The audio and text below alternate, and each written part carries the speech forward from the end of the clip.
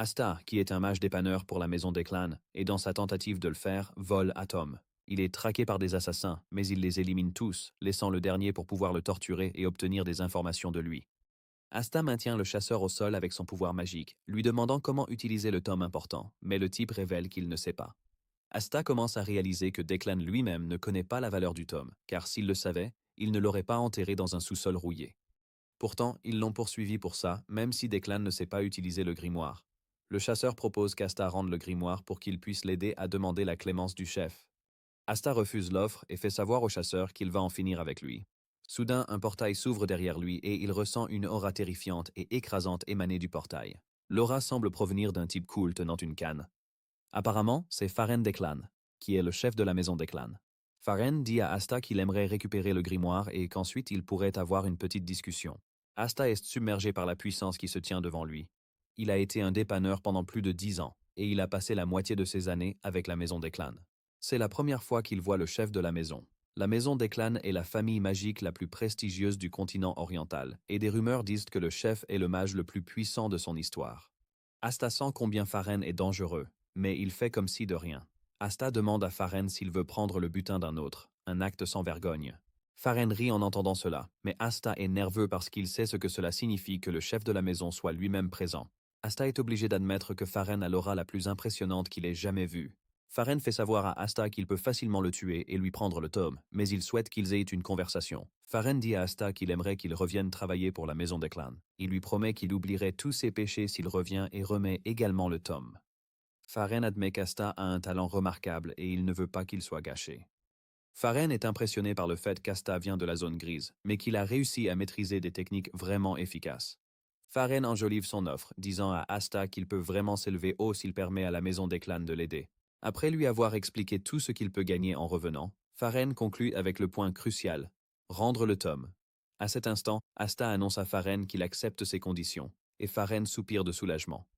Cependant, Asta fait savoir à Faren qu'il a une condition. À ce moment-là, Asta exige la chose la plus impitoyable. Il dit à Faren de lui céder la place à la tête de la maison, et il pourrait envisager de rendre le tome pour montrer à quel point il est impitoyable. Asta achève le type qu'il tenait en otage. Cela met Faren en colère, et il fait savoir à Asta qu'il pourrait mourir à cause du chemin qu'il a choisi. Asta sait que Faren n'a pas tort, mais il se précipite quand même pour attaquer Faren simplement parce qu'il veut mesurer la différence de force entre eux. Faren bloque facilement l'attaque bleue d'Asta avec son bouclier rouge. Faren réalise alors qu'il doit donner une leçon à Asta pour qu'il comprenne qu'ils ne sont pas au même niveau. Se tenant calmement tout en cultivant son aura, Faren déclenche une puissante explosion magique qui repousse Asta en arrière. Asta est presque brûlé par l'attaque, mais il parvient heureusement à s'échapper. Il réalise enfin quel genre de pouvoir détient le chef de la maison. Il ne trouve pas la moindre ouverture pour l'attaquer, et au moment où Faren remarque qu'il est perdu dans ses pensées, il le frappe avec une autre attaque. Faren lui dit alors qu'il n'est pas nécessaire de mesurer leur force, car il est bien plus puissant que lui. Asta se retrouve bientôt face à une puissante attaque magique qu'il ne peut pas esquiver. Il se fait écraser, mais Faren retient ses coups et le fait savoir à Asta. Il dit à Asta qu'il n'est pas prêt à le tuer, mais qu'il veut simplement discuter. Asta lui demande alors ce qu'il se passera s'il accepte finalement de retourner à la maison des clans. Faren répond qu'il ne le croira pas. Asta est content que Faren le sache, et puisqu'ils sont tous les deux clairs sur les choses, Asta prépare une autre attaque magique. Asta dit à Faren qu'il en a fini d'être un messager et un chien pour qui que ce soit. Asta met toute son énergie dans l'attaque magique et brûle comme un éclair. Il bondit vers Faren et déclenche l'attaque, tout en lui disant qu'il n'est pas prêt à retourner à la niche. Même la plus grande attaque magique d'Asta échoue à pénétrer la défense de Faren, et Faren se prépare enfin à lui montrer à quoi ressemble vraiment le pouvoir. Avant qu'Asta ne s'en rende compte, il est frappé par une puissante attaque magique qui le renvoie à ses souvenirs du passé. Quand il ouvre les yeux, Faren est au-dessus de lui, le regardant de haut. Faren lui demande s'il a enfin vu ce qu'est le vrai pouvoir. Asta admet que Faren est assez fort, et puisque Faren veut qu'il discute, Asta lui demande s'il est prêt à lui permettre de redevenir un dépanneur. Faren dit alors à Asta qu'il veut qu'il soit plus qu'un simple dépanneur. Apparemment, il veut qu'il devienne le chef de la famille Bongshin. Asta est choqué lorsqu'il entend l'offre qui lui est présentée par Faren. Puisque la maison des clans est assez puissante pour même contester le trône, Asta comprend qu'ils veulent qu'il devienne le chef de la famille Bongshen afin qu'il puisse leur prêter allégeance en tant que l'une de leurs maisons vassales. Asta comprend enfin quel est le véritable objectif de Faren. Il plonge dans son espace de stockage et en sort le grimoire. Faren sourit en voyant cela et dit à Asta qu'il veut en réalité lui et le grimoire. Faren est heureux qu'Asta prenne enfin la bonne décision. Mais juste au moment où il s'apprête à récupérer le tome, Asta y met le feu, laissant Faren sous le choc. Faren est obligé de lui demander ce qu'il fait, et Asta lui dit qu'il n'a jamais eu l'intention de le lui donner. Faren assure à Asta qu'il va mourir d'une mort très horrible. Asta révèle alors qu'il n'est pas devenu un dépanneur pour l'argent. Apparemment, Asta est furieux qu'un de ses coéquipiers ait été dévoré par le jeune maître de Declan utilisant de la magie interdite. Après l'incident, Declan l'a dissimulé. Faren est choqué d'entendre cela, et il comprend qu'Asta les poursuit par vengeance. Asta clarifie disant qu'il voulait juste justice pour ses coéquipiers morts. Il dit aussi à Faren qu'il voyait ses récentes actions comme un acte de retraite. Asta révèle alors que ce sont ses derniers mots. Après avoir fini de parler, Faren l'enflamme, disant à Asta de brûler et de regretter ses choix. Cependant, Asta crie à Faren pendant qu'il brûle, lui disant qu'il n'a rien à regretter. Asta était prêt à tout abandonner tant qu'il n'avait pas à retourner travailler pour la maison des clans. Alors que les flammes le consument, Asta considère cela comme une liberté, et il jure que s'il a un jour la chance de renaître, il prendra sa revanche correctement. Soudain, Asta ressent quelque chose d'étrange, comme si le temps s'arrêtait. Asta est complètement perdu, mais pour une raison inconnue, le grimoire reste actif dans ses mains. Il voit des cercles magiques apparaître sur tout son corps, et c'est la dernière chose qu'il aperçoit avant de s'évanouir. Quand Asta ouvre les yeux, il se retrouve dans un endroit délabré où il est un mendiant. Il regarde autour de lui et commence à réaliser qu'il est d'une manière ou d'une autre retourné dans le passé. Il est retourné à l'époque où il était enfant dans la zone grise. Asta se dirige vers un lac où il regarde son reflet pour confirmer qu'il est bien lui-même, mais une version plus jeune de lui-même. La marque de feu sur sa poitrine est toujours là. Même s'il est retourné dans le passé, il n'a aucune idée de comment il y est revenu, mais il est sûr que la magie du grimoire y est pour quelque chose. Il réalise aussi que le grimoire doit être crucial pour que le chef de la maison l'ait poursuivi. Cependant, il n'a pas beaucoup d'infos sur le grimoire, donc il ne sait pas vraiment. Puisqu'il est retourné dans le passé et qu'on lui a donné une autre chance, Asta croit qu'il est temps pour lui de réussir ce qu'il voulait accomplir. Il pense à sa mission et à son but, qui étaient aussi ceux de son camarade. Asta et son camarade ont discuté une fois de pourquoi ils sont dans la classe inférieure. Son camarade lui dit que leur vie aurait été bien meilleure s'ils avaient reçu une éducation. Ils n'auraient pas été esclaves des riches qui les exploitent. Pour cela, Asta prévoit de prendre sa retraite pour bâtir une bibliothèque. Il veut créer un endroit où chacun, peu importe l'argent, le statut ou le sexe, peut lire librement. En fait, il veut aller plus loin en construisant une tour. Il n'a pas nécessairement besoin de la tour, mais il veut simplement la construire pour le plaisir. De plus, il prévoit de mettre la technique secrète de la maison des clans sur la première page de son livre, donnant ainsi accès aux secrets même aux plus pauvres des zones grises. Il imagine déjà à quel point cela va être terrible, mais la seule chose qui reste est de savoir comment il va obtenir le manuel. Il savoure son plan diabolique lorsqu'un coup de pied atterrit soudainement sur sa joue. Il se retourne pour voir un type en colère lui demander où il était passé. Il continue de donner des coups de pied à Asta, lui disant qu'il lui gardait sa place, mais qu'il était introuvable. Asta a du mal à se souvenir du crétin qui l'a transformé en punching ball. Asta n'est pas prêt à laisser quelqu'un le traiter comme un déchet, et il attrape la jambe du type. Il dit au type qu'il l'a frappé 7 fois, mais qu'il compte lui rendre l'appareil 70 fois. Asta frappe le type à la poitrine, mais son corps est faible et il se foule le poignet.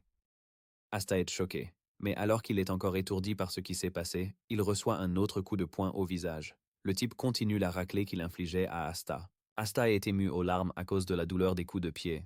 La raclée continue jusqu'à ce qu'Asta voie une ouverture et pousse le type dans le lac. Avant que le type ne puisse se relever, Asta prend la fuite.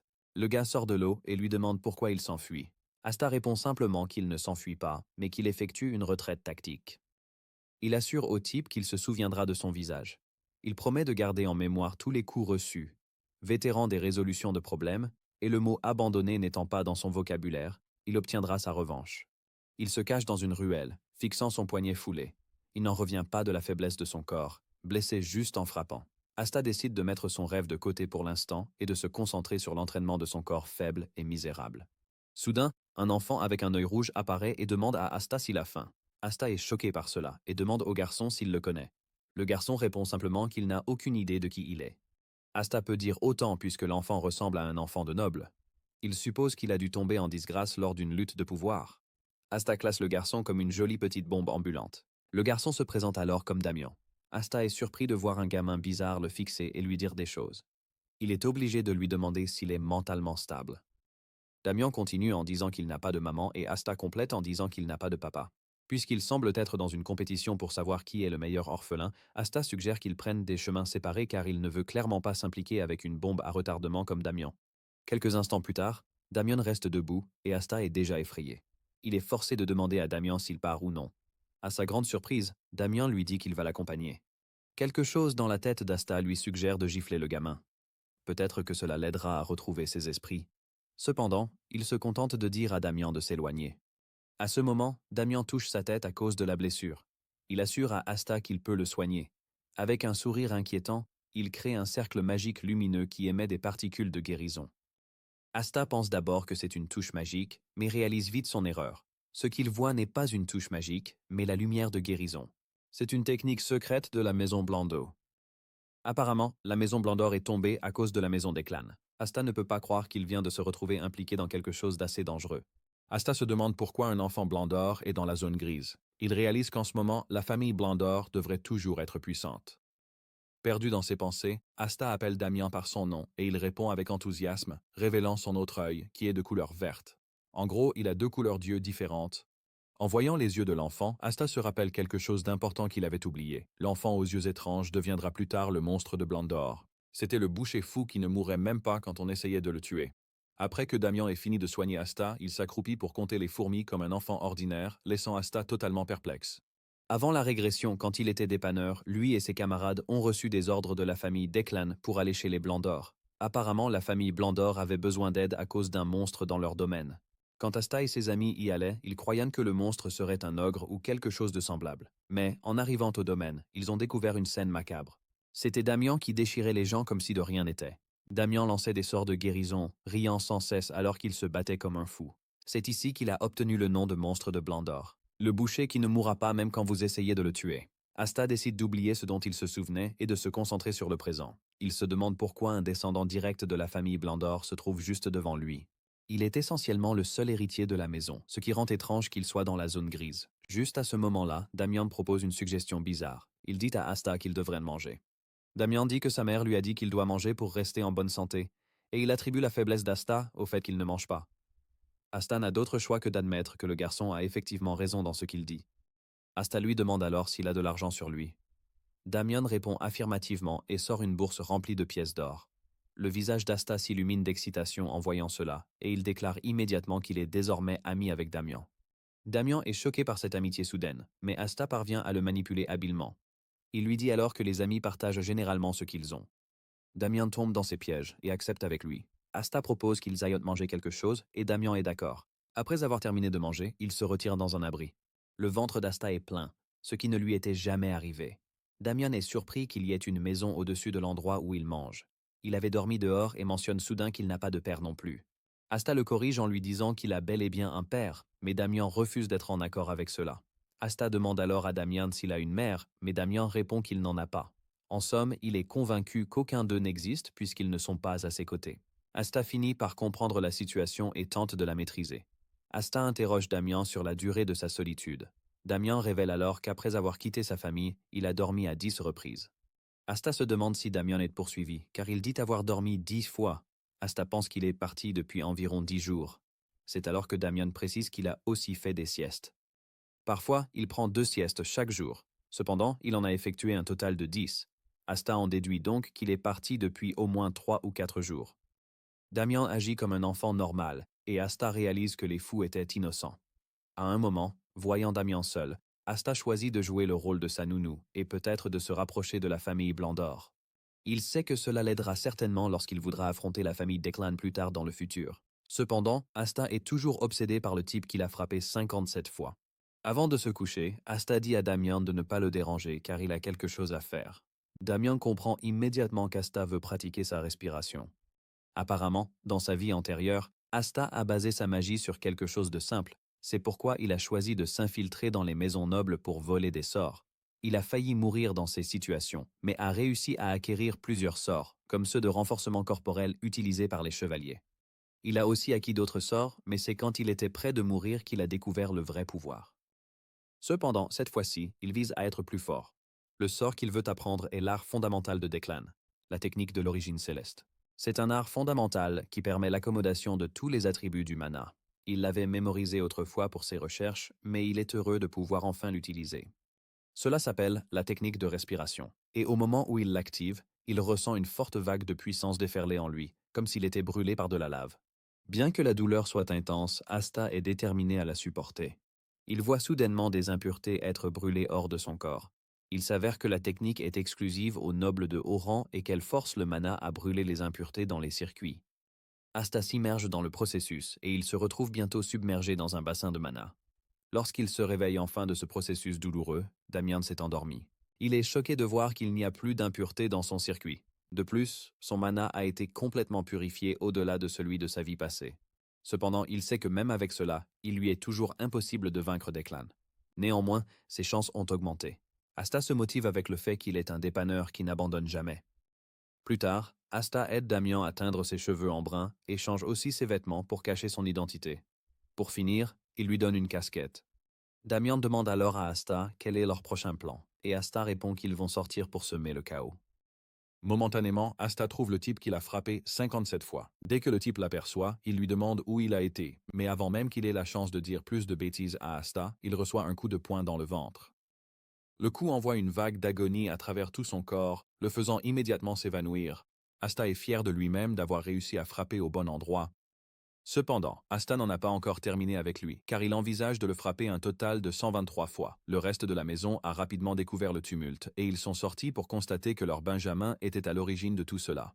Au fond de lui, Asta imagine déjà les choses folles qu'il veut leur faire. Asta laisse éclater sa colère et commence à frapper les gars. Il canalise du mana dans son poing pour rendre ses coups beaucoup plus douloureux. Damian se tient derrière pour regarder Asta déchaîner sa fureur, et il apprécie chaque instant. Damian empire la situation pour le groupe en les soignant pour qu'ils subissent encore plus de punitions d'Asta. La première personne qu'il soigne est le gars. Asta a un différend avec le type, pense que Damian lui rend service jusqu'à ce qu'Asta l'attrape, lui rappelant le nombre de coups qu'il prévoit de lui infliger. Après s'être lassé de les frapper avec ses poings, Asta se tourne vers l'utilisation de bâtons. Il fouette le gars principal si fort que ses fesses dégagent une chaleur intense. Mais il n'en a pas fini avec lui. Il appelle Damian pour le soigner et répéter le processus sur la victime. Il ne voit pas des enfants, mais une bande de maniaques diaboliques qui en veulent à sa vie. Quand Asta en a eu assez toute la journée, il a décidé de s'arrêter pour mettre la cerise sur le gâteau. Il remercie ses victimes pour leur aide, il les a utilisées comme ses punching balls et il se sent très satisfait.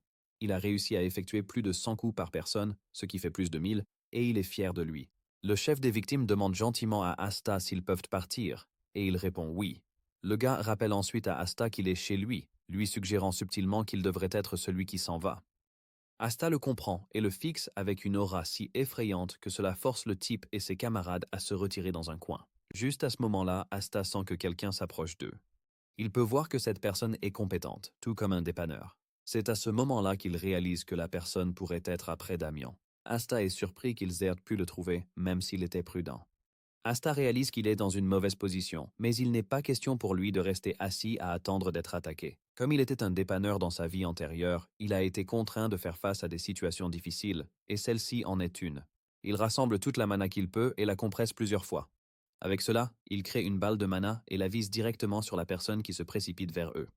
Il tire le coup, mais le type fait soudainement une glissade sur les genoux, l'esquivant, avant de crier le nom de Damian en l'appelant maître. Le type glisse jusqu'à Damian et il s'avère que Damian sait qui il est. Il semble être le majordome de la famille, nommé Alfredo.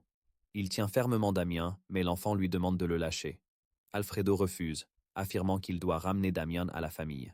Asta se tient juste derrière eux, regardant la scène étrange se dérouler devant lui. Il réalise enfin que Damian s'est enfui de sa famille.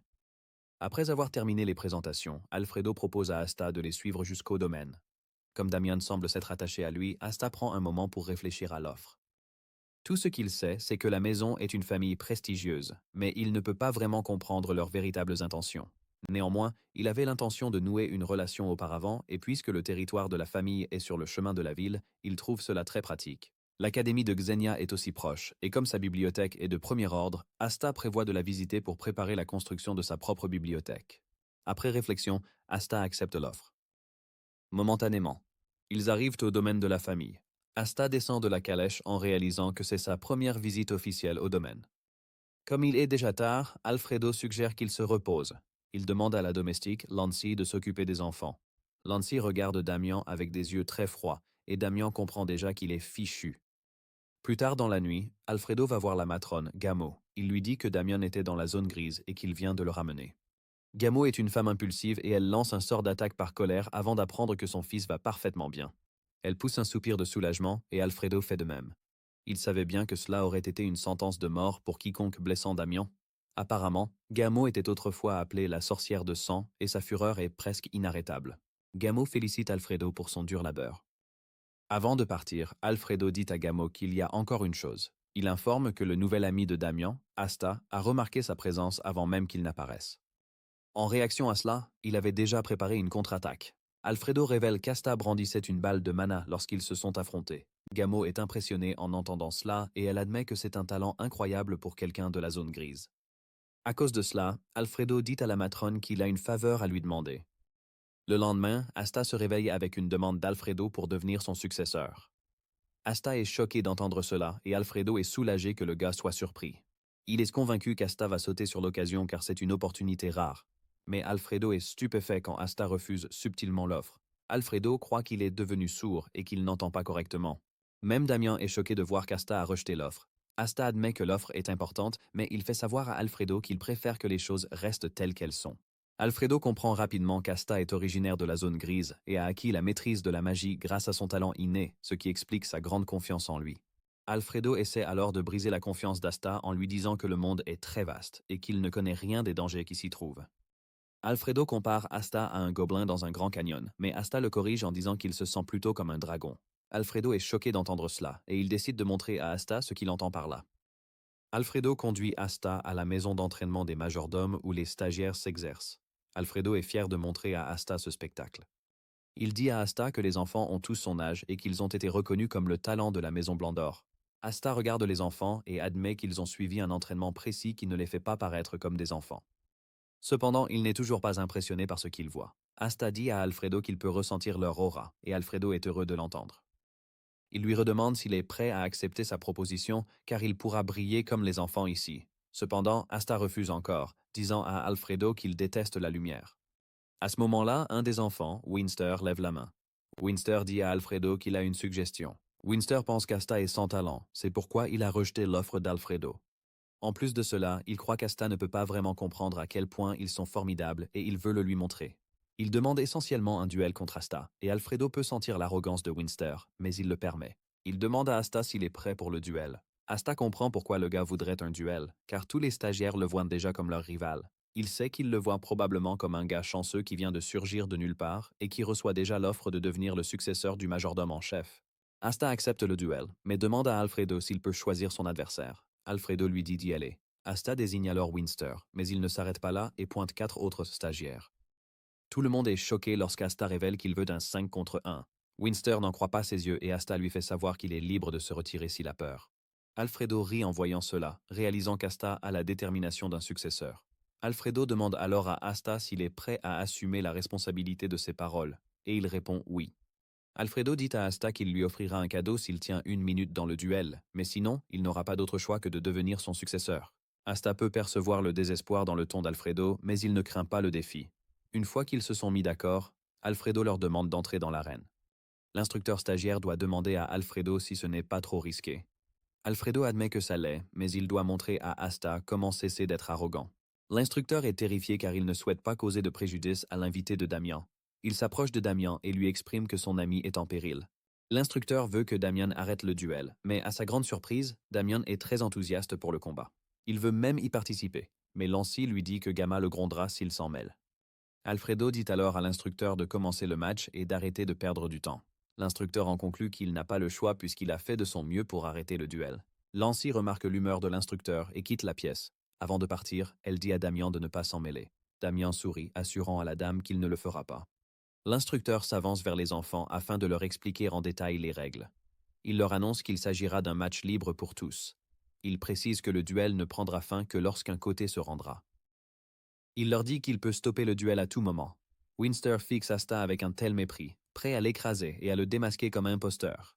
À ce moment, l'instructeur lance le match et Asta frappe sans attendre. Un coup chargé de mana dans le ventre de Winster. Celui-ci est projeté en arrière, souffrant, crachant du liquide.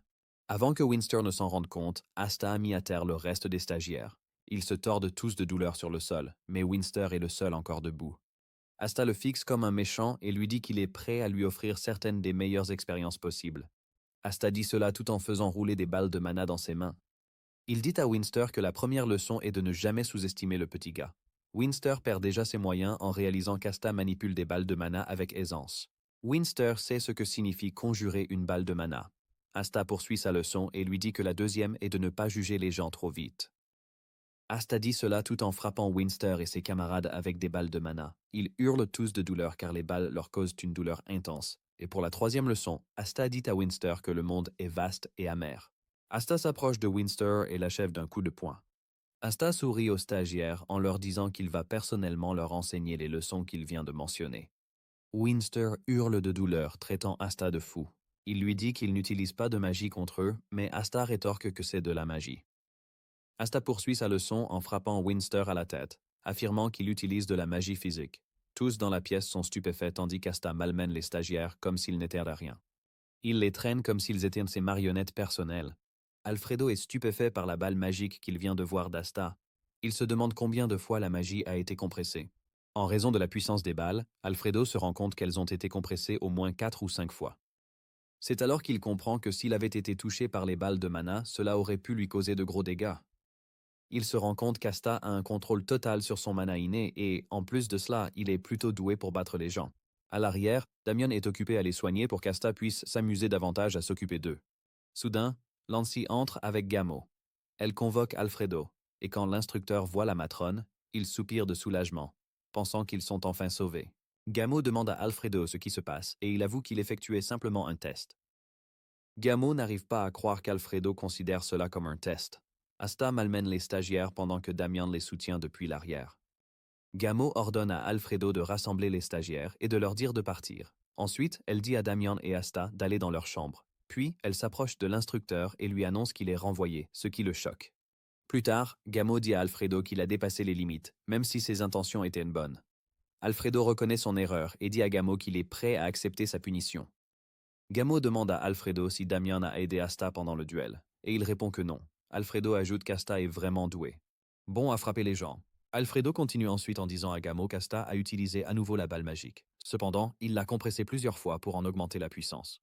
Quand Gamo entend cela, elle réalise qu'Asta a un bon contrôle de son mana. Gamo ne l'a peut-être pas vu, mais elle est arrivée à temps pour voir Asta battre 5 stagiaires à la fois comme si de rien n'était. Gamo réalise également que manipuler une balle magique est difficile, même pour un mage de haut niveau. Gamo demande alors à Alfredo des nouvelles de la proposition de successeur, mais il informe la matrone qu'Asta l'a refusé sans hésiter.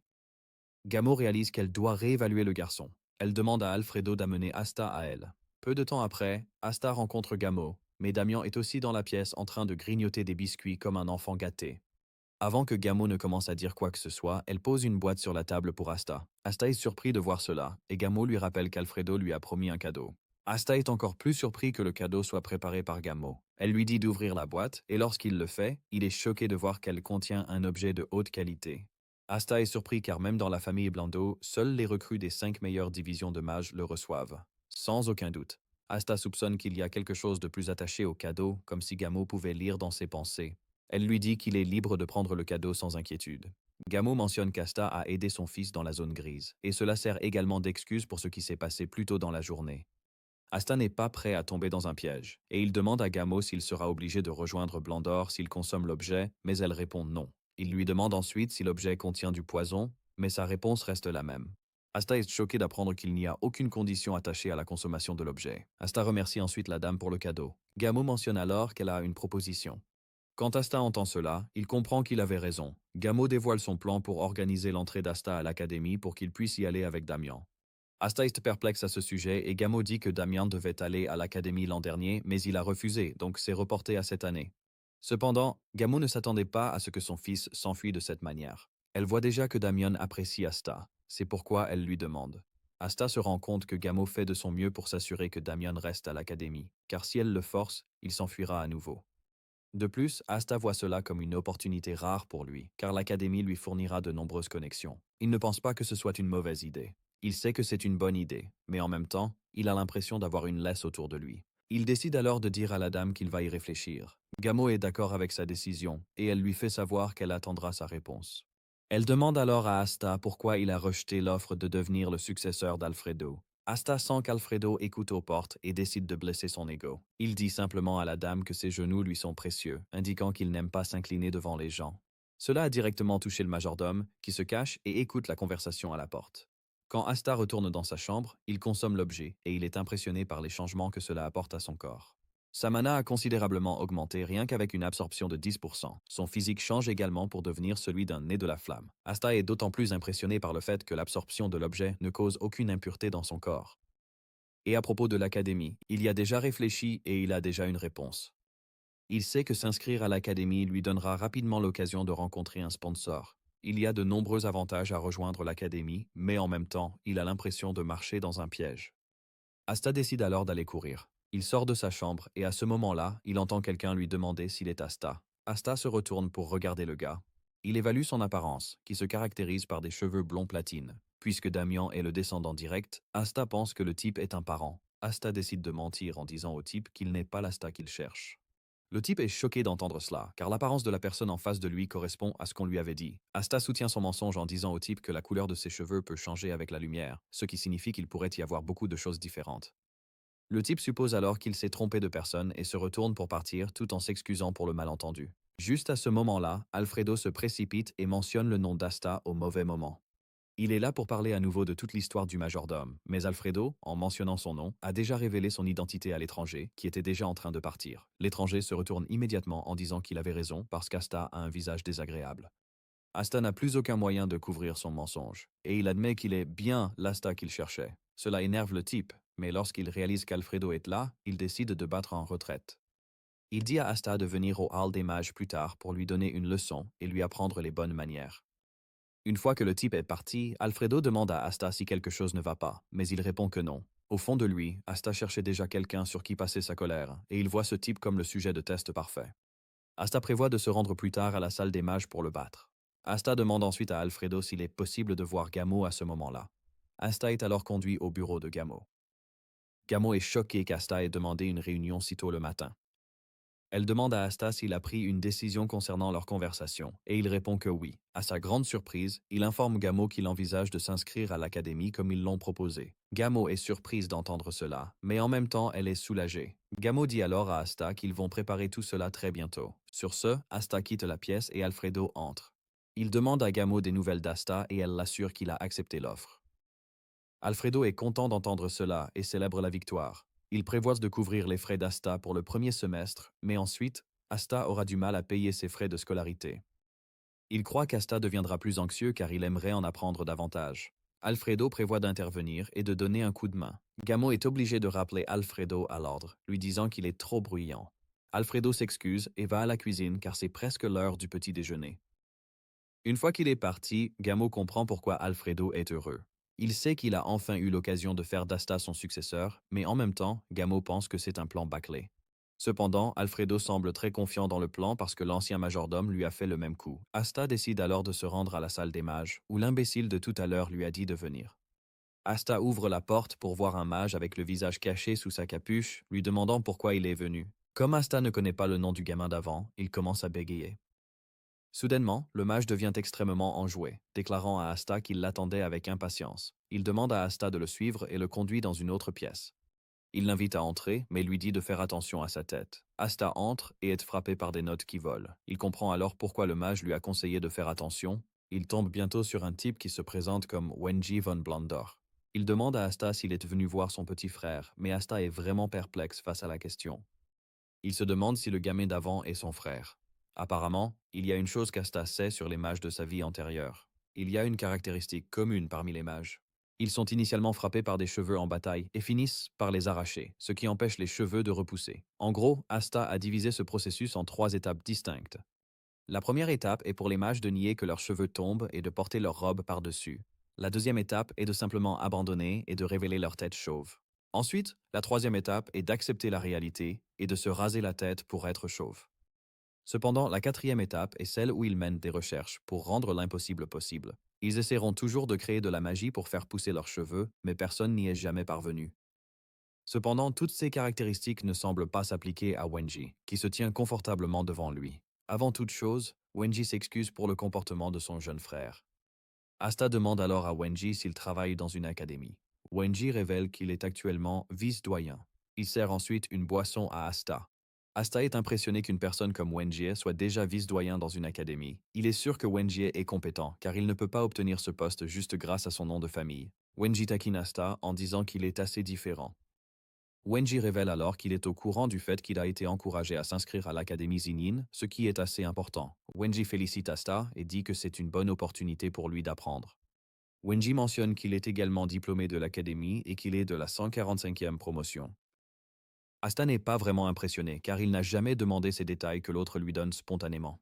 Wenji le voit et s'excuse vite, disant qu'il était juste enthousiaste, d'où ses paroles un peu désordonnées. Wenji suggère alors qu'ils en viennent au point principal de tout cela, mais avant cela, Wenji dit à Asta qu'il y a une chose qu'il aimerait confirmer. Wenji lui demande s'il serait prêt à risquer sa vie pour un ami. Asta est complètement déconcerté par la question. Wenji révèle que toute l'affaire concerne la réputation de la famille Blondor. Il plonge dans son espace de stockage et en sort un livre. Le visage d'Asta s'illumine de stupeur lorsqu'il voit le livre. Wenji lui dit qu'il est prêt à lui donner le livre s'il est prêt à risquer sa vie. C'est le secret de la famille Blondor, la lumière guérisseuse. Pendant ce temps, Gamo s'occupe de son jardin et elle pense au déménagement de Damian à l'académie. Elle est heureuse que tout ait été géré sans stress. Elle pense aussi qu'Asta est un bon ami pour Damian.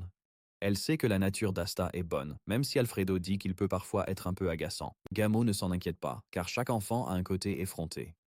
Gamo est vraiment contente qu'Asta, même après avoir appris le passé de Damian, n'ait pas changé d'attitude envers lui. Gamo sait que des gens comme Asta sont assez différents, c'est pourquoi elle veut qu'il reste toujours près d'elle.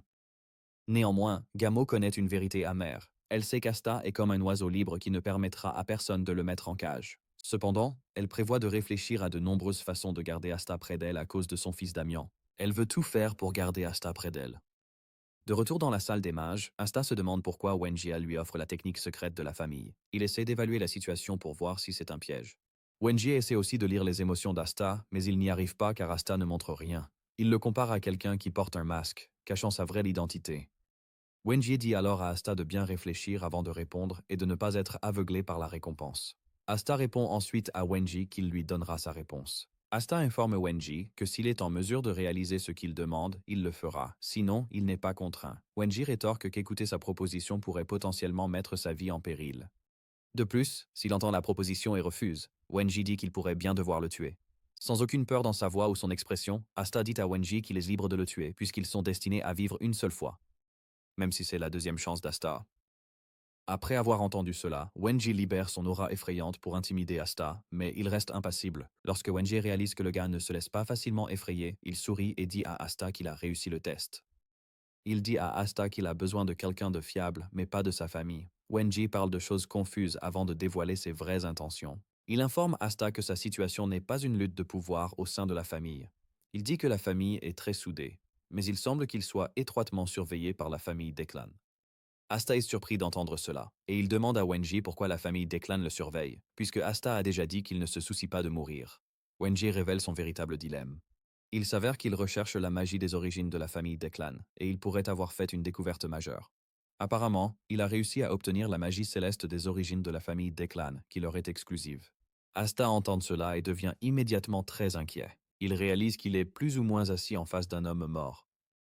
Il demande alors à Wenji s'il cherche à le détruire. C'est alors que Wenji révèle qu'il a trouvé comment améliorer l'art secret de la famille Declan et le rendre parfait. Asta entend cela et conclut immédiatement qu'il est assis en face d'une personne extrêmement folle qui n'a aucun égard pour sa vie. Wenji affirme qu'il n'a pas pu résister à l'envie de mener ses recherches, c'est pourquoi il l'a fait.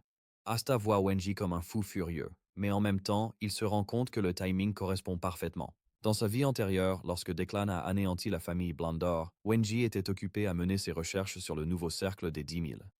C'est pourquoi Declan n'a pas hésité à attaquer la famille Blondor, juste pour les détruire, car il voyait ce que le cercle des 10 000 pouvait accomplir. Il commence à comprendre que Declan pourrait avoir acquis ce pouvoir, expliquant sa force incroyable. Wenji demande alors à Asta s'il peut aider, car il veut faire avancer ses recherches. Asta demande à Wenji pourquoi il est venu pour la mission. Wenji dit qu'il ne peut pas rapporter ses recherches à sa famille, car il pense qu'il y a une taupe, mais il ne la trouve pas. Asta suggère que cela pourrait être un secrétaire, mais Wenji n'est pas d'accord, affirmant que le souci est sans doute lié à la voie d'acquisition. Wenji révèle qu'une fois qu'il a compris qu'il avait été découvert, il a pris des mesures. Asta lui demande alors pourquoi il ne s'allierait pas simplement avec Declan, puisque cela semble être la meilleure option et qu'ils vont certainement l'accueillir. Wenji fait savoir à Asta qu'il a une raison personnelle de ne pas aller vers eux. Comme Asta n'est pas lié à la famille Blondor, Wenji le voit comme la personne idéale pour l'aider. Wenji révèle ensuite qu'il s'agit d'un projet de recherche conjoint, mais qu'il ne peut actuellement pas progresser.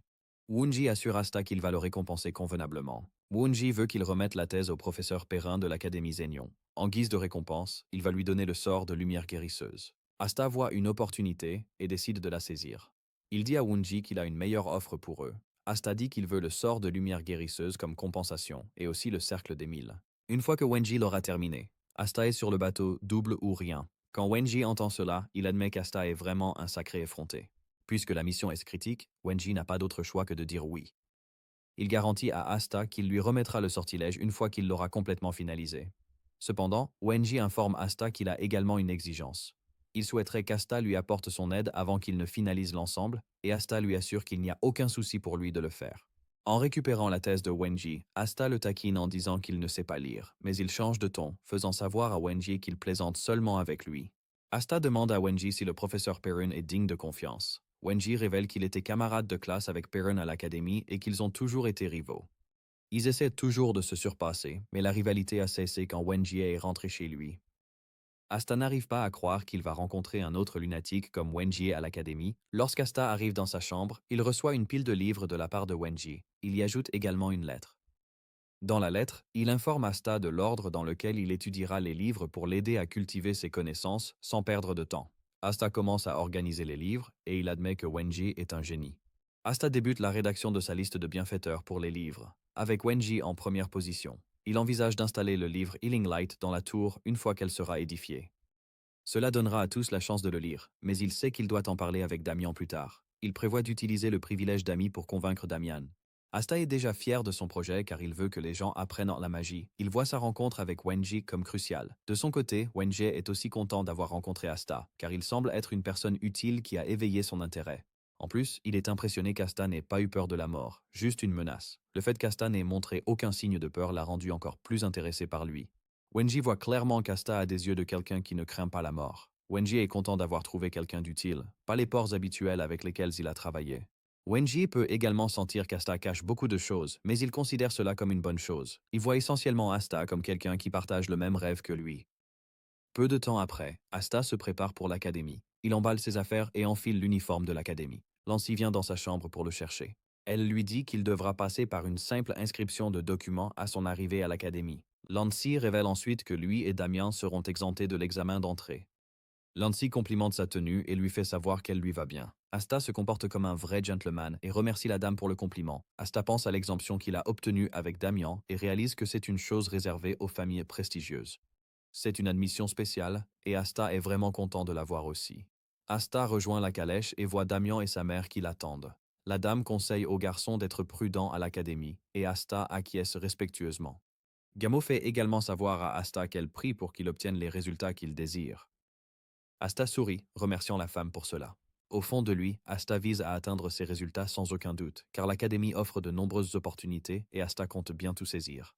Il a également hâte de rencontrer ses camarades de classe bien-aimés. En route vers l'Académie, Asta consulte le livre de sort de lumière que Wenji lui a donné. Il est impressionné par les interprétations du livre, parce qu'il l'a rendu simple.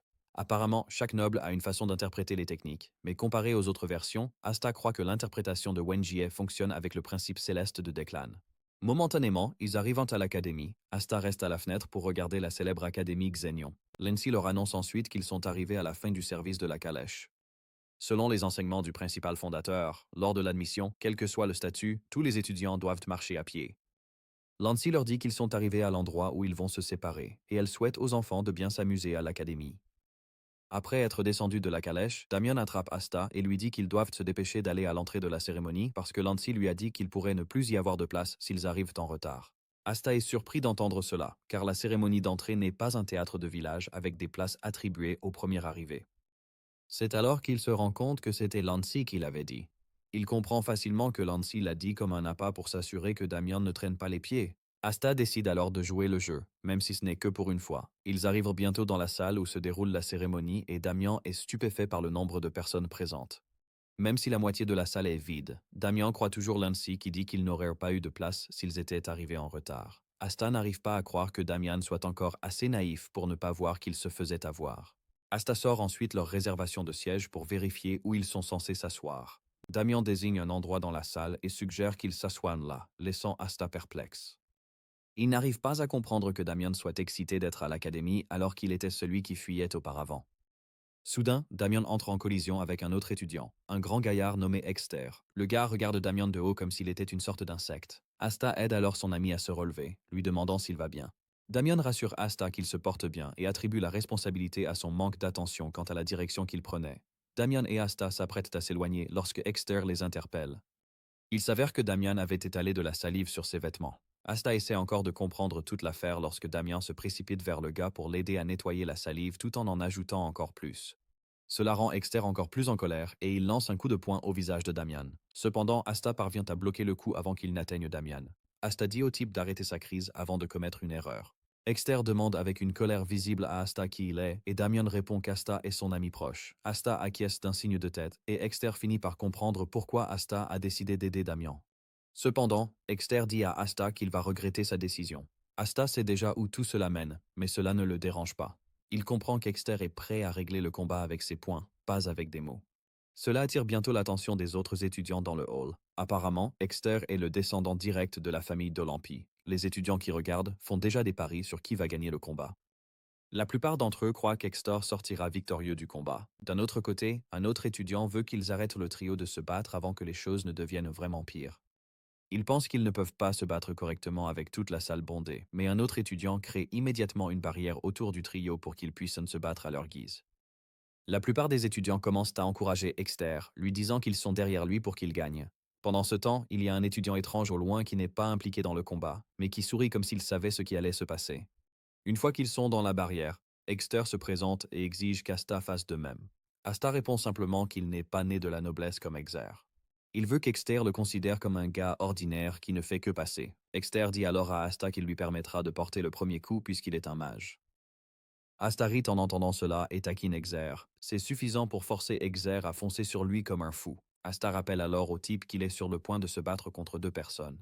Asta esquive le coup de poing du gars avant de lui asséner un coup douloureux au visage qui le fait reculer. Exter n'en revient pas d'avoir été frappé par un étudiant de l'académie à cause de la force du coup. Il commence à se demander si Asta est vraiment un magicien. Soudain, Exter réalise que Damian a lancé un sort de guérison sur lui. Il se demande pourquoi Damian fait cela, mais il ne sait pas qu'il est sur le point de subir la chose la plus brutale de toute sa vie. Il est perdu dans ses pensées lorsqu'Asta l'atteint et lui assène un autre coup de poing dans le ventre. Avant qu'Exter ne s'en rende compte, plusieurs coups s'abattent sur son corps. Il comprend finalement ce que les deux font. L'un le frappe pendant que l'autre le soigne. Il est forcé d'admettre qu'il s'est retrouvé face à des types complètement fous. Exter réalise soudain qu'il pourrait avoir peur. Cependant, les autres élèves qui observent commencent à l'encourager. Ils lui disent de ne pas se retenir, car il est l'espoir des guerriers. Avec les encouragements qui arrivent, Exor reprend enfin ses esprits.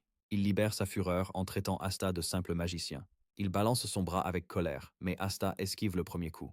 Asta le félicite pour ses efforts, mais Exer crie avec colère à Asta de ne pas le sous-estimer. Sans se retenir, Exer balance son bras droit, attrapant Asta. Asta est projeté en arrière, tandis que les élèves crient de joie parce qu'Exter est enfin dans le combat. Cependant, Exer ne semble pas fier de lui. Il sait qu'il a touché Asta, mais l'impact semble très léger. Asta pivote acrobatiquement pour atterrir sur ses pieds. Exor est stupéfait, mais il met de côté sa surprise et fonce à nouveau vers Asta. Asta se retourne pour voir que Damian est toujours en train de lancer un sort de guérison sur Exter. Avec cela, il sait qu'il va être difficile de l'achever, donc il doit le mettre hors de combat en un seul coup. Pour cela, Asta emploie une technique qu'il a développée avec ses camarades dans sa vie passée. De la collision des particules magiques, Asta extrait de l'énergie. La technique utilise la magie, mais elle ne relève ni de la catégorie de la magie ni de celle des arts martiaux. C'est une application purement technique des propriétés magiques. Une fois qu'Asta a terminé de préparer son mouvement, il laisse Exter s'approcher très près de lui avant de le frapper avec. Cela provoque une onde de choc massive qui aveugle presque les spectateurs et détruit même la barrière. Tous se demandent ce qu'ils ont vu d'Asta.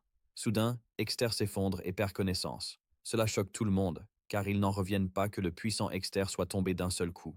Asta lève la main comme un véritable guerrier juste pour récolter de l'aura et le reste des étudiants commencent à l'encourager. Ils commencent à se demander si Asta est vraiment un magicien à cause de la façon dont il a géré le combat. Damian est également excité qu'ils aient gagné le combat et Asta lui tapote la tête. Le type d'avant, qui observe de loin, sourit en regardant Asta. À ce moment-là, l'un des enseignants arrive sur les lieux pour essayer de calmer la situation. Il n'en revient pas que les élèves se battent déjà dès leur tout premier jour à l'école et il commence à demander qui sont les responsables. Mais les élèves ont apprécié le combat et personne n'est prêt à dénoncer. D'un autre côté, Asta planifie déjà leur évasion des lieux, mais Damian gâche tout avec son comportement psychopathe. Il crie pour attirer l'attention du professeur et lui dire qu'ils sont ceux qui ont causé des problèmes. Asta ferme les yeux, déçu et frustré, alors que le professeur s'approche. Pendant ce temps, le géant Exter est allongé, inconscient. Les deux garçons sont convoqués au bureau du professeur où ils se font gronder pour s'être battus. Cependant, le professeur laisse passer l'incident car Damien a avoué la bagarre sans stress. Exor n'a pas eu de blessure grave après l'examen. Ensuite, ils retournent dans le hall et ont de la chance que la cérémonie n'ait pas encore commencé. Alors qu'ils traversent le hall, tout le monde les regarde à cause de leur dernière prouesse. Ils n'arriveront pas à croire qu'Asta ait pu vaincre un artiste martial, même s'il semble frêle. Tandis qu'Asta maintient son aura, Damien salue les étudiants comme s'il était une véritable célébrité. Asta n'arrive pas à croire qu'il a réussi à attirer une attention indésirable sur lui-même, et il souhaite simplement que Damien arrête d'agiter ses mains comme un idiot. Après avoir cherché dans le hall, ils trouvent enfin leur siège. Peu de temps après, le directeur, un vieil homme aux cheveux blancs et courts, monte sur scène pour s'adresser aux étudiants. Peu de temps après, le directeur continue son discours sans montrer la moindre faiblesse, ce qui impressionne grandement Asta. Damien, quant à lui, est profondément endormi et bave abondamment partout. Asta se voit contraint de le redresser avant qu'il ne finisse par inonder tout l'endroit avec sa salive. Le directeur commence à peine son discours lorsqu'une personne vient lui annoncer qu'une affaire importante requiert son attention. Il souhaite ignorer cela, mais en entendant de quoi il s'agit, il n'a d'autre choix que de terminer son discours et de céder le podium à quelqu'un d'autre. À ce moment-là, une dame aux cheveux éclatants monte à la tribune pour parler, et ses cris font frissonner tout le monde. Même Damien, qui dormait profondément, s'est réveillé à cause de la voix tonitruante de la femme.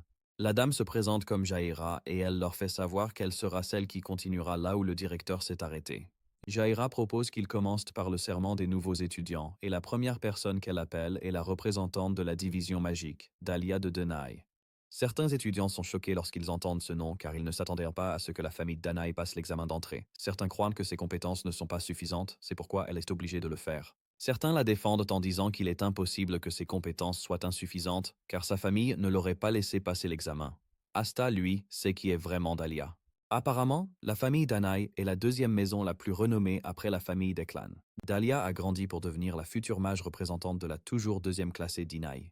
Asta admet qu'elle était assez capable parce qu'il a reçu de l'aide de sa part.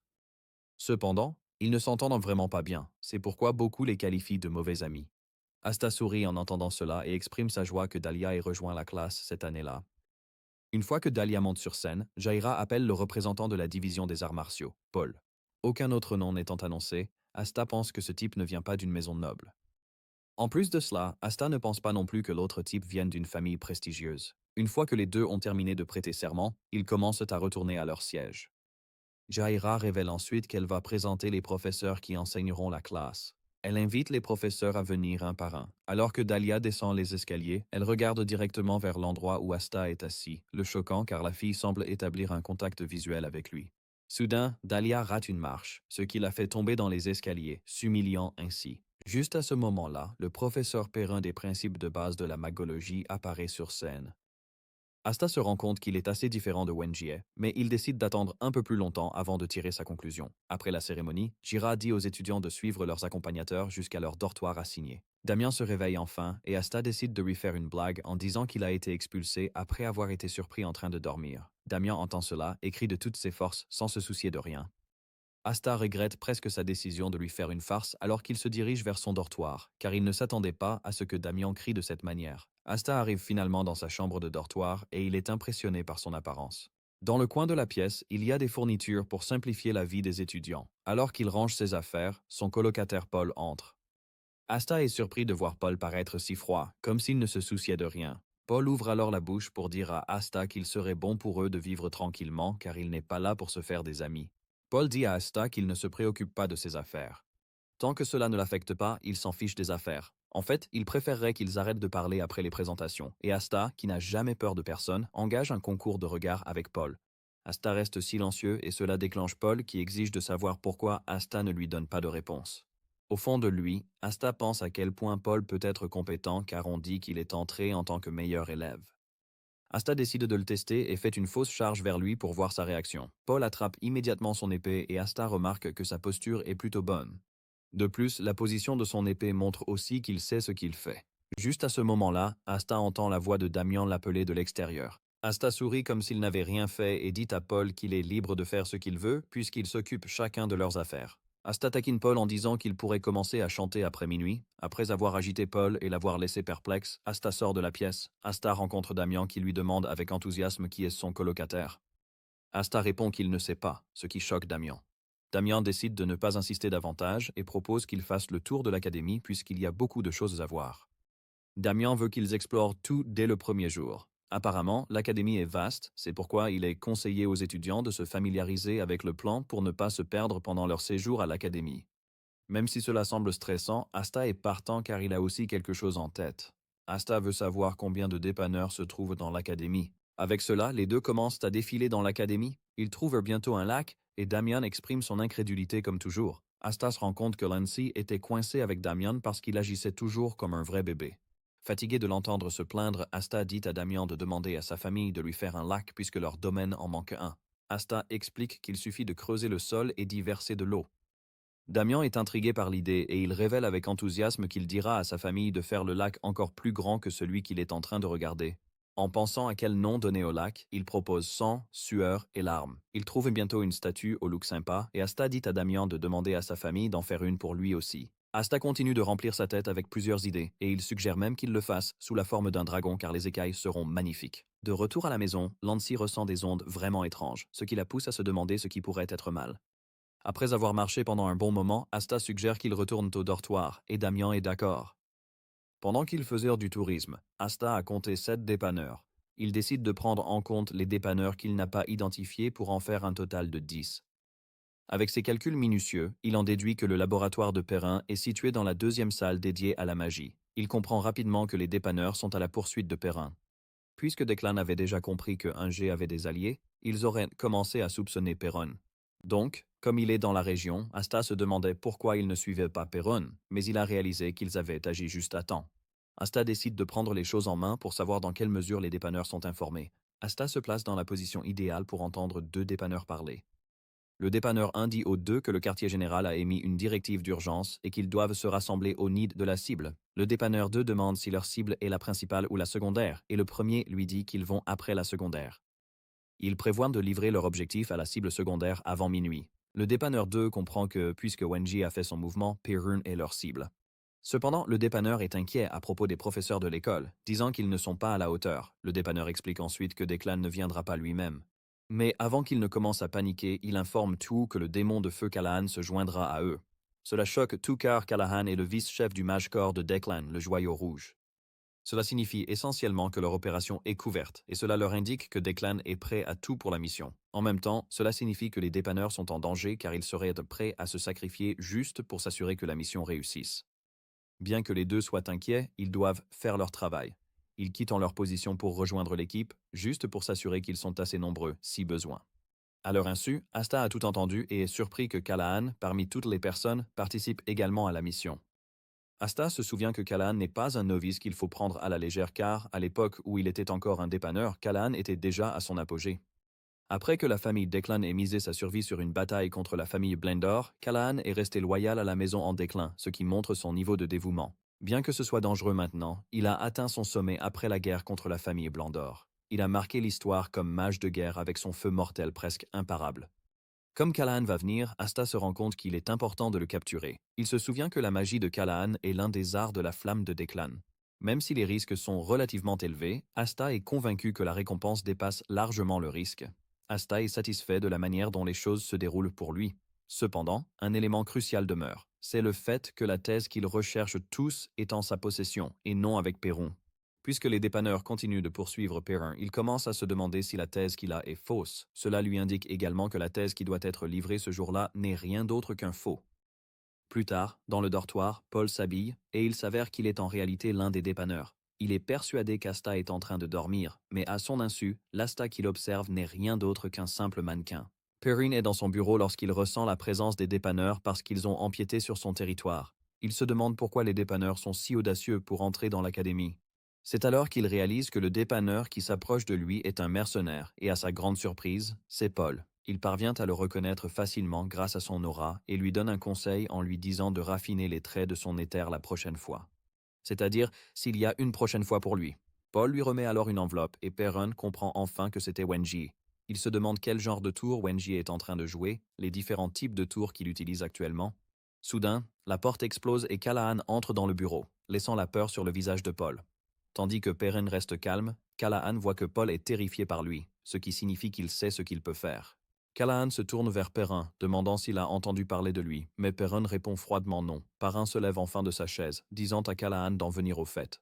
Cela irrite Callahan, mais avant de laisser son calme s'échapper, il admet que c'est la toute première fois qu'on le traite de manière si désobligeante. Callahan choisit de formuler ses conditions et déclare tout d'abord qu'il souhaite voir Paul mort. Il se tourne vers Perron en disant qu'il le laisserait avec un bras et un œil. Callahan lance une boule de feu sur Perron, mais il la bloque avec un contre-pouvoir de glace. Cela provoque une énorme vague d'explosion qui secoue le bâtiment. Perrin se tourne alors vers Paul, lui disant qu'il est responsable de sa propre vie car il le considère essentiellement comme un mercenaire et non comme un étudiant en ce moment. Paul n'a aucun problème à faire cela et il dégaine son épée pour se défendre. Perrin comprend que les dépanneurs Declan ont dû lancer un sort de coupure de courant, c'est pourquoi aucune alarme ne se déclenche, ce qui signifie que Perrin est essentiellement coincé avec Paul. Callahan repère l'enveloppe sur la table, faisant savoir que c'est exactement ce qu'il était venu chercher, puisqu'elle a été envoyée à Perrin par la famille Trash-Blandor. Comme Perrin ne remettra pas l'enveloppe, Callahan décide de tout lâcher. Il lance un sort de flamme puissant qui fait trembler le sol, mais Perrin reste calme pour s'assurer que ses pouvoirs de glace sont actifs pour contrer tout ce que Callahan lui lance.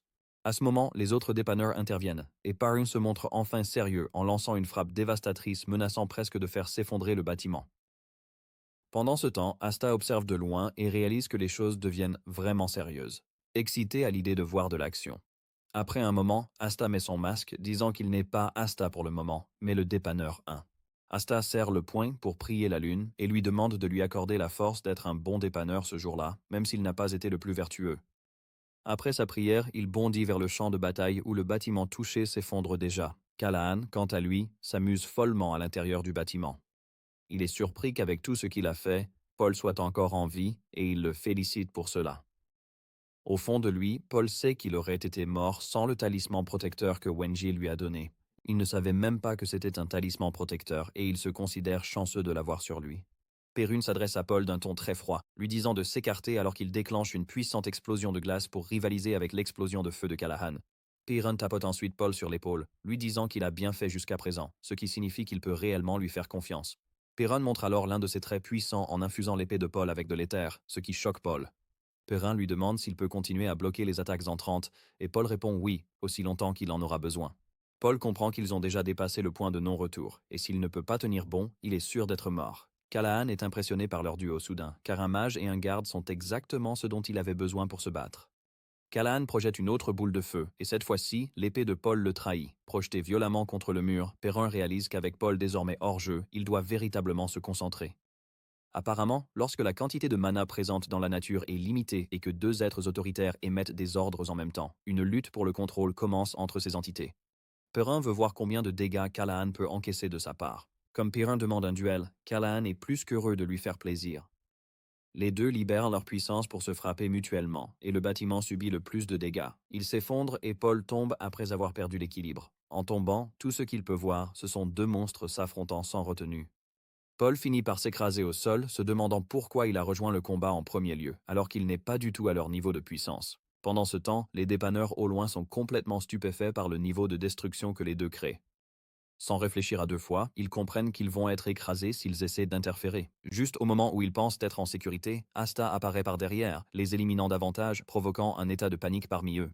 Après avoir éliminé tous les dépanneurs qui pourraient se mettre en travers de son chemin, Asta se dirige vers le lieu du combat. Son arrivée attire l'attention des deux, les laissant se demander de quel côté il est. À une vitesse fulgurante, Asta atteint Callahan et le saisit par le cou, lui disant qu'il est arrivé là où il va mourir. Effrayé, Callahan déclenche frénétiquement une décharge de feu, mais cela lui cause en retour un contre-coup de mana. Callahan crache du sang et, à sa grande stupéfaction, Asta est totalement indemne. En réalité, il se précipite déjà vers lui. Simultanément, les dépanneurs s'approchent. Callahan réalise qu'il doit absolument éliminer le contre-coup de mana s'il souhaite avoir une véritable chance de succès. Callahan sort alors une potion et la consomme, tout en se demandant d'où peut bien venir quelqu'un d'aussi puissant qu'Asta. Les dépanneurs essaient de mettre Asta à terre, mais ils bloquent facilement leur attaque tout en les repoussant avec une contre-attaque. Callahan voit cela et il est stupéfait. Avant même de s'en rendre compte, il réalise qu'il est en fait impressionné parce qu'Asta se déplace avec tant de précision et d'efficacité extrême. Même s'il est impressionné, Callahan est déjà en colère et déclare qu'il va tuer Asta. Il crée avec colère un tas de cercles magiques afin de libérer une déflagration de feu encore plus puissante. La puissance de feu est telle que Callahan grille ses propres hommes avec, laissant Asta complètement abasourdi. Avec l'épaisse fumée qui suit sa dernière attaque, Callahan se demande s'il a réussi à attraper Asta. Il sait que certains de ses alliés ont souffert de l'attaque, mais cela ne le préoccupe pas vraiment.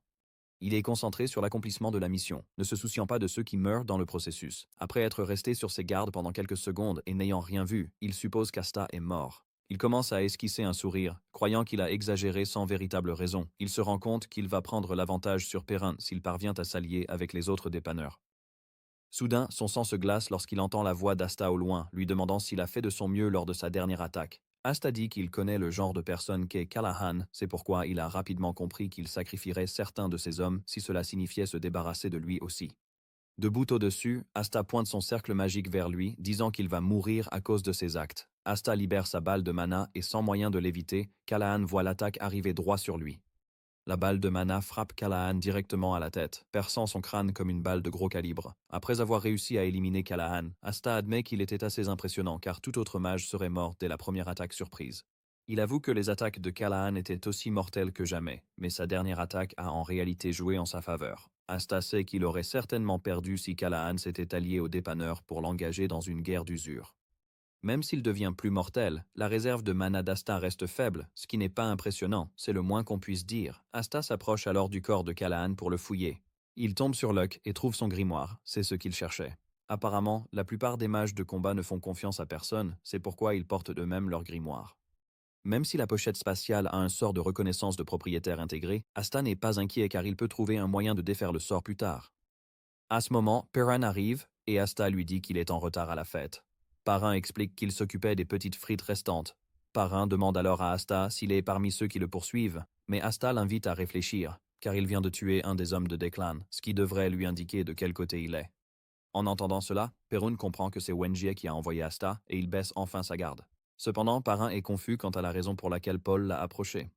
Il se demande si Wenjie divise la recherche en 2 articles, ce qui expliquerait pourquoi il a besoin de 2 envoyés. Asta mentionne alors que celui avec Paul pourrait être un faux. Il croit que Wenjie a fait cela pour attirer les hommes de Declan au grand jour, comme un pêcheur qui remonte du poisson. Asta dit que Wenjie pourrait essayer de renforcer la sécurité dans la région tout en s'assurant que l'influence de Declan dans la zone soit réduite au strict minimum. Asta ressent que quelque chose ne tourne pas rond. Même avec un sortilège de blackout, le combat demeurait insensé et le chevalier impérial aurait dû se manifester.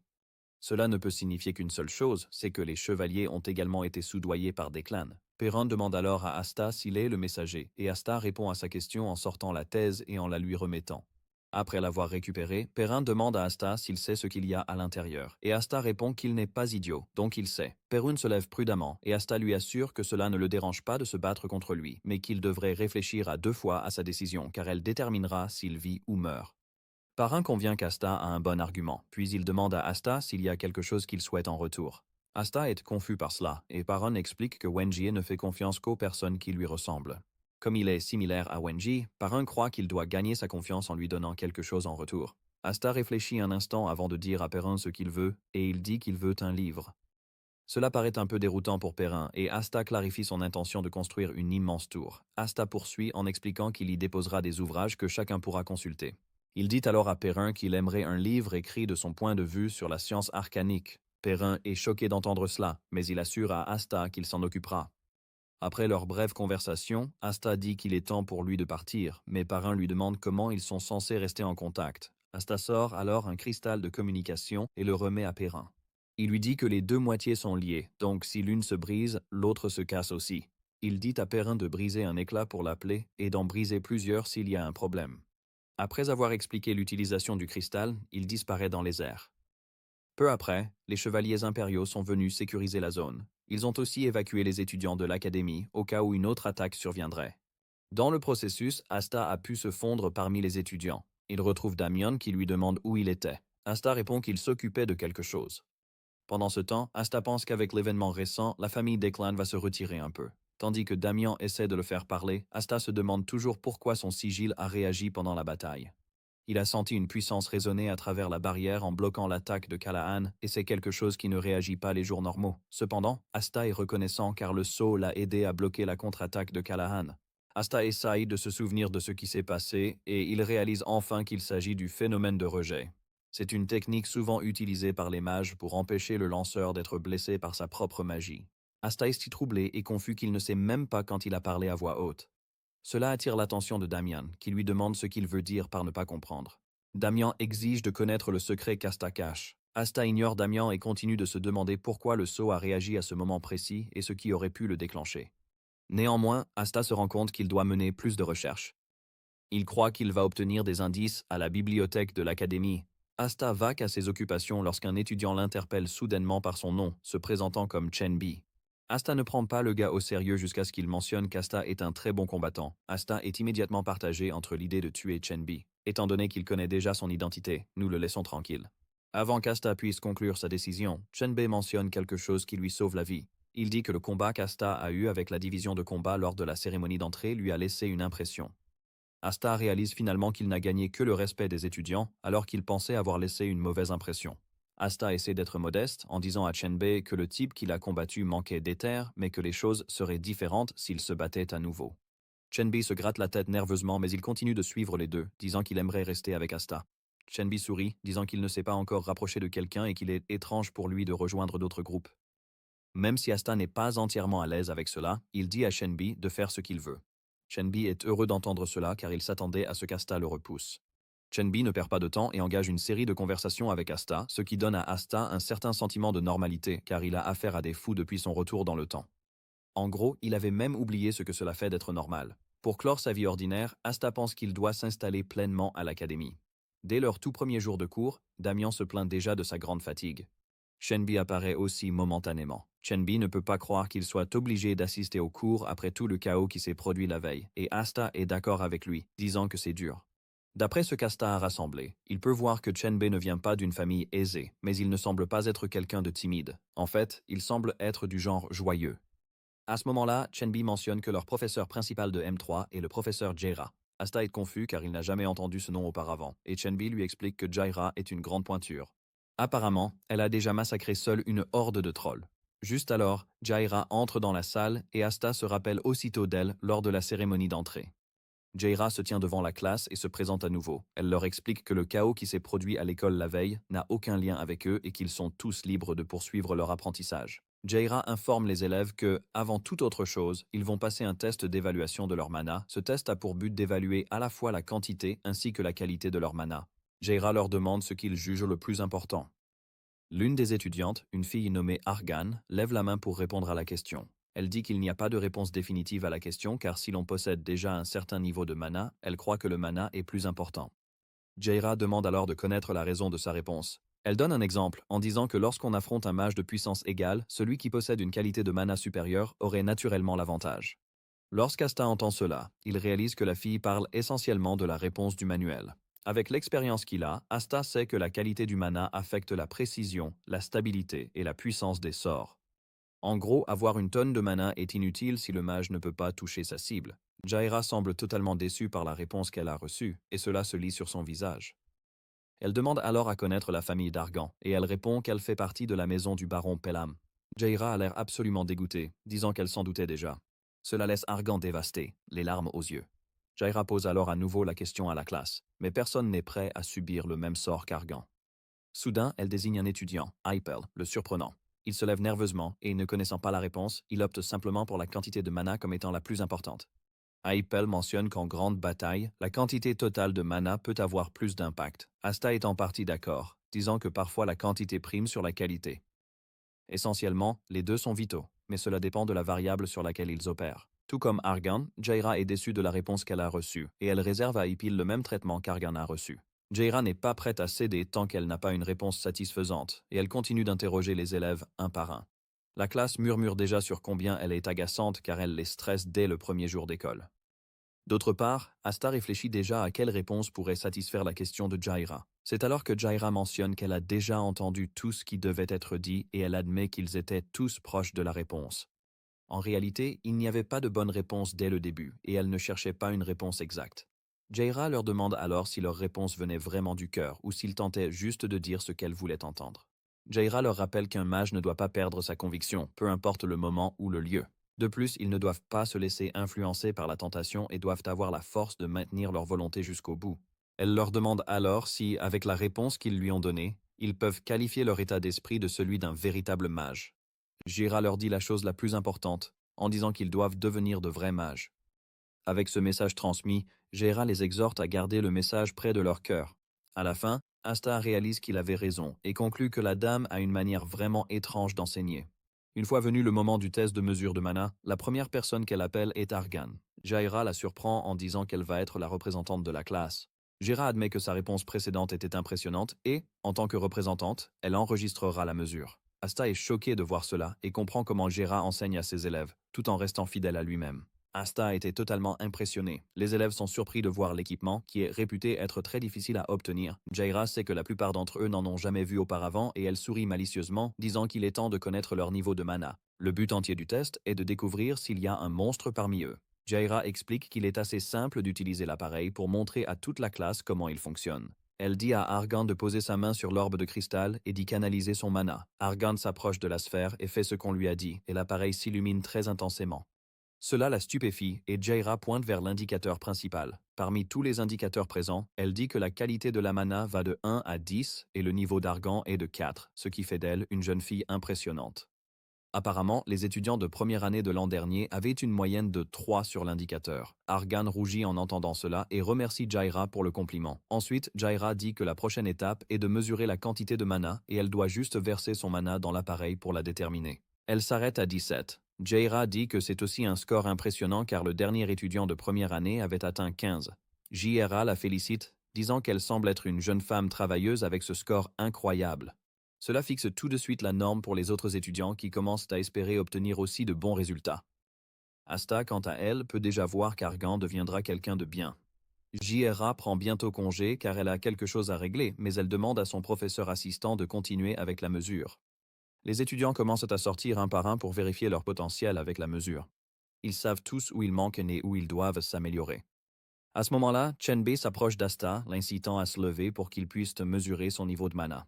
Asta accepte, mais Damien est occupé à dormir comme un mouton, encore une fois. Soudain, une étudiante nommée Furion s'avance pour mesurer son niveau de mana et son score époustoufle tout le monde. Furion atteint le niveau 6 pour la qualité, tandis que sa quantité atteint 20. Asta est surpris que Furion soit de la même maison que Dahlia, mais elles ont des couleurs de cheveux différentes, ce qui signifie qu'elle est issue d'une famille secondaire. L'assistant comprend également pourquoi ses scores sont impressionnants car elle vient d'une famille prestigieuse. Cependant, il lui fait savoir qu'il reste encore un peu de travail à faire.